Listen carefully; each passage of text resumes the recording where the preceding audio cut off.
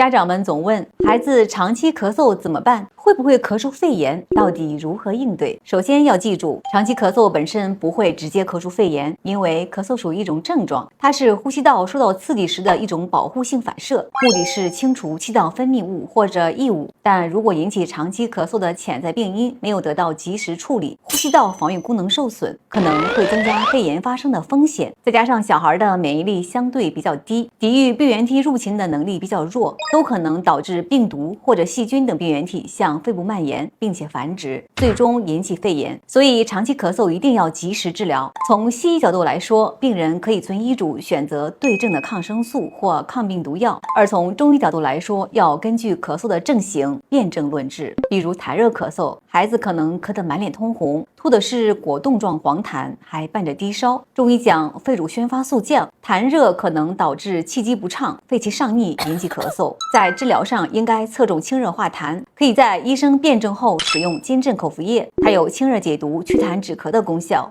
适用于小儿急性支气管炎复合痰热咳嗽者，表现为发热、咳嗽、咳吐黄痰等症状。另外，家长要注意避免给孩子吃辛辣刺激性油腻的食物，室内环境要保持清洁，每天定时开窗通风，让孩子远离二手烟、厨房油烟。空闲时间可以多带孩子到户外锻炼锻炼，比如骑自行车、快走等等，但要避免长跑、打篮球等剧烈运动。你都了解了吗？